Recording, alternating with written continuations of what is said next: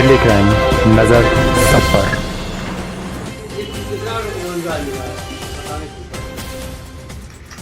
स्थानीय जो कारखाने हैं उनमें आप उठा करके देखेंगे उसमें तो बहुत बड़ी मात्रा में स्थानीय लोग ही रोजगार, कोई पहले हो सकता है वो भाजपा रहने लगा, वो भी तो ही रहा। कितने लोग रोजगार मिला, जितनी क्षमता है उसमें है। सांसद जी, आप कह रहे थे कि आप मवेशी बेचते हैं, MSP चारों की जगह वहाँ नहीं पड़ रहा। ये जिसको आपके पास तो पहले ट्रेन में गाय मिलती थी और मेडिकल फैसिलिटी आपके इस बजट में उस वर्ग के लिए मुझे कहीं भी नहीं दिखा ना आपको बोनस दिखा कि 1 पैसे का रास्ता इस दिशा में। देखिए ये जो आपको रियायत मिलती थी उसमें बहुत गड़बड़ हुई, फकीरों की बहुत बड़ी, जैसे विद्या में रेलवे पास पता नहीं कौन कौन लोग आते हैं, पत्रकारों के नाम से कौन कौन लोग याद करते हैं। इन सब सारी चीजों को देख करके एक बार उसको भी देखा गया है। नए सिरे से कोरोना टाइम से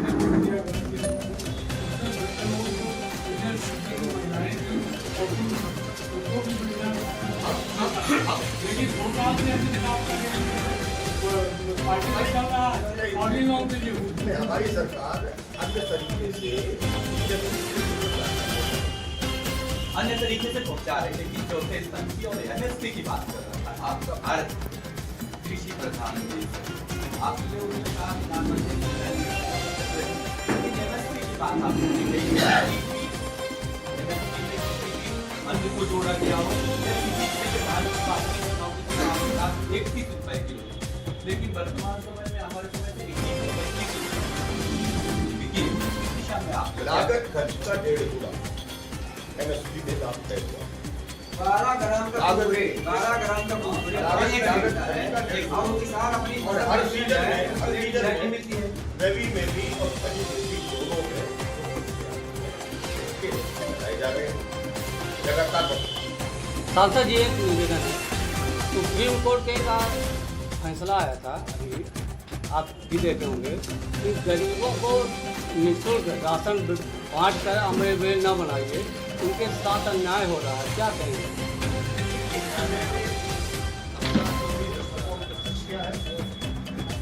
उनका है नहीं हो जब सरकार का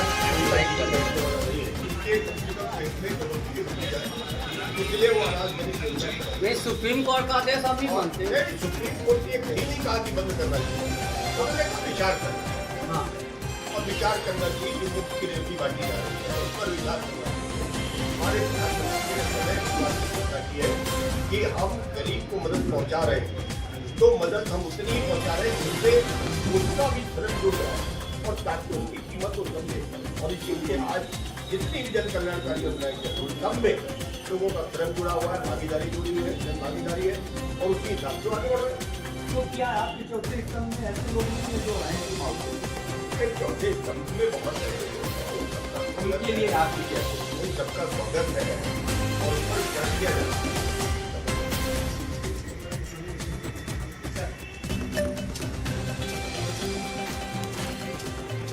ऐसी योजना का लाभ जो घर में हम रसोई गैस उपयोग करते हैं, जहाँ विपक्ष की सरकार है वो लोग कहते हैं हमारे साथ बड़ा भेदभाव हो रहा है। कुछ उदाहरण आपके सामने रखा हूँ। पंजाब में 3 वर्षों में 523 किलोमीटर राष्ट्रीय राजमार्ग, तेलंगाना में PM का मेगा टेक्सटाइल पार्क बनने जा रहा है, केरल में 2014 के बाद लगभग 1300 किलोमीटर राष्ट्रीय राजमार्ग, कर्नाटक में 2014 के बाद से 5213 किलोमीटर राष्ट्रीय राजमार्ग, तमिलनाडु में चेन्नई मेट्रो रेल परियोजना के दूसरे चरण को 63,242 करोड़ रुपए की राशि दी गई है, जिसमें से 65% हिस्सा पूरे भारत का है। हिमाचल में 2020 में अटल सुरंग का काम पूरा हुआ, 2014 से अब तक 1445 किलोमीटर रास्ता झारखंड में 2444 किलोमीटर रास्ता। ये जो विपक्ष के लोग कहते हैं कि मोदी जी की सरकार उन राज्यों के साथ भेदभाव कर रही है जहाँ पर बीजेपी की सरकारें नहीं है, उसका एक उदाहरण मिला। इसी तरह जो आरोप लगाते हैं अल्पसंख्यक का बजट कम हो गया, तो गलत। 2024-25 में 3,183 करोड़ का बजट था, 25-26 में बढ़कर के 3,350 करोड़। जो खाद उर्वरक और पेट्रोलियम की सब्सिडी है 2024-25 में 3.81 लाख करोड़ थी, अब बढ़कर के हो गई 3.83 लाख करोड़। उर्वरक सब्सिडी को लेकर 2024-25 में 1.54 लाख करोड़ आवंटित, साल के लिए 1,68,00,000 करोड़ रुपए के तो देश की अर्थव्यवस्था को मजबूत करने का एक बजट है। इससे सबका साथ सबका विकास का जो सरकार का लक्ष्य पूरा हो रहा है। हमारे ऐसे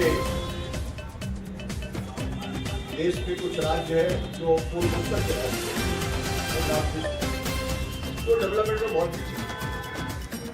हमारे प्रधानमंत्री जी ने उन सभी राज्यों के विकास को देश के पश्चिमी भाग के राज्यों के तुलना में लाकर के किया। आज कश्मीर से लेकर के और सूरत से पश्चिम तक कोई ऐसा राज्य नहीं है जहाँ डेवलपमेंट के काम हो रहे, रोड कनेक्टिविटी, फिर इसके बाद एयर कनेक्टिविटी, रेल कनेक्टिविटी, बड़े बड़े जो हिमालय के पहाड़ थे उनके सुरंग बनाने के काम हुए, केबल ब्रिजें बनी। आज उसके चलते पूरे देश में हमारा जो सेना का क्षेत्र है वहाँ पर हमारी समानांतर रोड चीन ने अपने यहाँ बनाया, भारत अपना बना, ताकि हमारे सेना के पास हर समय पर सभी तरह का सामान उपलब्ध। ये जो कुछ ऐसे भी राज्य हैं जिन्होंने खर्च नहीं किया, जिसमें दिल्ली राज्य था, प्रधानमंत्री आवास का फायदा नहीं मिला, आयुष्मान का फायदा नहीं मिला। पश्चिम बंगाल एक ऐसा राज्य है जहाँ यही हालत है। तो विपक्ष के लोगों ने भारत सरकार की योजनाओं को अपने राज्यों में लागू कर करके वहाँ और मैं मानता हूँ वही बड़ा कारण है जो दिल्ली की चुनाव परिणाम है, सबसे बड़ा कारण वही था। और दिल्ली की जनता को लगा कि हमारे साथ अन्याय हो रहा है, दिल्ली का विकास रुका पड़ा हुआ है, यमुना नदी है, वहाँ के मोहल्लों की हालत यह है कि 1.5-2 साल से सफाई नहीं हुई। और हम लोग अभी चुनाव में की हालत, इनके मोहल्ले क्लिनिक सब बकवास, इनके स्मार्ट क्लासेस सब बकवास, और इस बात सच्चाई वहाँ की जनता को पता लगा। और मोदी जी के नेतृत्व में काफी मतदान हुआ और ये सब काम का ही परिणाम। आज हमारे देश की अर्थव्यवस्था तीसरे नंबर पर पहुंच गई, दुनिया में सब लोग 10वें नंबर पर आए। आज हमारी इनकम पेमेंट बढ़ी है, आज हमारे पास डिजिटल 80% ज्यादा पेमेंट हो रहा है, डिजिटल पेमेंट हो। अब तो छोटे से मालिक करने वाला हमारा भाई अब डिजिटल पेमेंट दे रहा, सब्जी बेचने वाली बहन डिजिटल पेमेंट दे रही, बाल काटने वाला भाई हमारा डिजिटल पेमेंट दे रहा, सिलाई करने वाला डिजिटल पेमेंट दे रहा, फल बेचने वाला डिजिटल पेमेंट दे रहा। और ये जो पूरे देश में बदलाव हुआ। पी चिदम्बरम जी हमारे वित्त मंत्री हुआ करते थे, जब डिजिटल करेंसी के बाद हमारे प्रधानमंत्री उन्होंने मजाक उड़ाया भारत जैसे देश में कैसे कम हुआ। लेकिन आज देश में 80% से ज्यादा हमारा देश में डिजिटल, लोगों के जेब में पैसे नहीं, हमारी हिस्सेदारी खरीदी हो। और दुनिया में 50% से ज्यादा हमारा देश आज डिजिटल भुगतान करता है। दुनिया हमारे रुपये का दाम बढ़ रहा है, अर्थव्यवस्था तेजी से मजबूत हो रही है और इस बात पर मजबूत हो रहा है। 2045 आते आते देश भारत करेगा और ये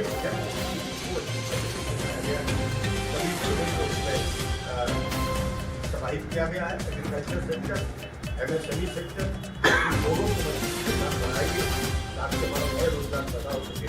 और आने वाले समय में हम MSME क्षेत्र में और रोजगार बढ़ाने का काम करेंगे। इस बनाया हुआ है किसानों के फसल को उचित दाम मिले, में खरीदी हो रही है और उनके उन्नत खेती में नए नए विधियों का प्रयोग किया जा रहा है जिससे उनकी उन्नत खेती बढ़े। हमारा देश दाल में आत्मनिर्भर हो चुका है, तेल में हमारा देश आत्मनिर्भर होने जा रहा है। हम सब्जियां निर्यात कर रहे हैं, हमारे पास राइस और वीट दोनों निर्यात हो रहा है। आज देश में हमारे सारे अनाज के भंडार भरे पड़े हैं। 80 करोड़ लोगों को मुफ्त में अनाज दिया जा रहा है। ये दिया जा रहा है कि उनकी जो रोटी की दिक्कत वो दूर हो, बाकी अपनी कमाई से अपने परिवार की आमदनी को बढ़ाएं, उस दिशा में उनका काम हो। बुनियादी जरूरतें घर मिल जाए, उस घर में बिजली का उजाला हो जाए, खाने बनाने के रस्ते की गैस पहुँच जाए, वहाँ पानी की व्यवस्थाएं बन जाए, दवाई का इंतजाम हो जाए, बच्चों की पढ़ाई का इंतजाम हो जाए, उनके बस्ती में भी कंक्रीट सड़कें बन जाए, नदी आ जाए। ये बुनियादी जरूरतें पूरा करने का काम इन 10 सालों में मोदी की सरकार ने किया, जिसके उदाहरण हमारे और आपके सामने है। कांग्रेस की सरकारें थी, एक भी देश में कोई भी सरकारी योजना के माध्यम से किसी भी गरीब का सरकार नहीं हो पाया। ये भी एक सोचने की बात है कि मोदी जी आने के बाद 4 करोड़ के बन गए, जो बच गए हैं उनमें से 3 करोड़ का फिर से देने का फैसला किया गया है। ये बजट समावेशी है, विकासपरक है, विकसित भारत की नींव को मजबूत करने वाला है। इतना ही मुझे आपको कार्यालय में पत्रकार वार्ता समवेत बजट को लेकर के यहाँ पर आयोजित हुई है। यहाँ पर सतना के लोकप्रिय सांसद आदरणीय गणेश जी हैं और हमारे सीधी के लोकप्रिय एवं सहर व्यक्तित्व के धनी आदरणीय डॉक्टर राजेश मिश्रा जी सांसद महोदय जी हैं। हम आज बात करना चाहेंगे कि यहाँ जो सभी के लिए पूरे देशवासियों के लिए समावेशी बजट निर्धारित किया गया है, उसमें सीधी जिले में जो अभी वर्तमान समय में नर्सिंग कॉलेज चल रही है, सुचारू रूप से नर्सिंग कॉलेज बन करके तैयार है, लेकिन उसमें छात्र नहीं आ पा रहे हैं, जिसके कारण से हमने वहाँ रिपोर्टिंग के दौरान देखा कि वहाँ सारी व्यवस्था होते हुए भी सिर्फ छात्रों की कमी के कारण वो नर्सिंग कॉलेज ठीक ठाक से संचालित नहीं हो पा रहा है। जिसकी प्रिंसिपल मैडम से हमने बात किया तो उनका कहना था कि हमने माननीय मुख्यमंत्री महोदय जी के पास और आदरणीय सांसद जी के पास, विधायक महोदय जी के पास सब लेटर जारी कर दिए, लेकिन उसके क्या कारण है, ये तमाम सारी चीज़ों पर हम बात करेंगे। क्या कहेंगे सर? नर्सिंग सिस्टम को ठीक करना है। नर्सिंग कॉलेज का जो सिस्टम है बीच में काफ़ी कुछ गड़बड़ाया था और इसमें तमाम जाँचें हुई, जाँच के बाद कोर्ट में मामला गया, कोर्ट में निर्णय जो आया तब तक सत्र का समय कम हो गया। मार्च तक डेट बढ़ाई गई थी लेकिन वो बच्चे नहीं आ पाए। अब वो डेट बढ़ाने की बात कर रहे हैं, लेकिन दूसरा सत्र भी शुरू होने वाला है। तो ये मामला अभी सरकार के मुख्यमंत्री जी विचार कर रहे हैं। जहाँ तक सवाल इस क्षेत्र के विकास का, तो विंध्य क्षेत्र हमारा सबसे ज़्यादा विकसित क्षेत्र है और विकासशील क्षेत्र है, बहुत तेजी से बन रहा है। हमारे प्रधानमंत्री नरेंद्र मोदी जी ने 10 सालों में देश का कायाकल्प कर दिया। दुनिया के सामने भारत एक अर्थव्यवस्था वाला देश बन करके उभरा हुआ है और मैं मानता हूँ कि वो बजट है, ये बजट देश के गरीबों के लिए, देश के किसानों के लिए, देश के नारी शक्ति के लिए और देश के युवाओं के लिए और देश को सर एक सवाल हो रहा है, हमारा जो मध्य प्रदेश का विंध्य है अपना चुरहट क्षेत्र, तो चुरहट क्षेत्र में चुरहट से लेके और अमिलिया तक 52 किलोमीटर की दूरी है, जिसमें सदियों से 1 लाइन है और उसको 2 लाइन करने में सारे देश में रोड का जाल बिछ रहा है आपकी सरकार में और विकास के आयाम लिखे जा रहे हैं। लेकिन चुरहट से अमिलिया मार्ग जो है पटपरा होते हुए वो क्या कभी उसका भी दोहरीकरण हो पाएगा आपकी सरकार में या ऐसे ही पड़ा रहेगा?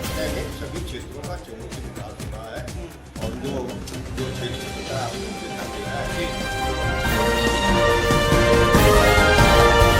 दिल्ली क्राइम नजर सब पर।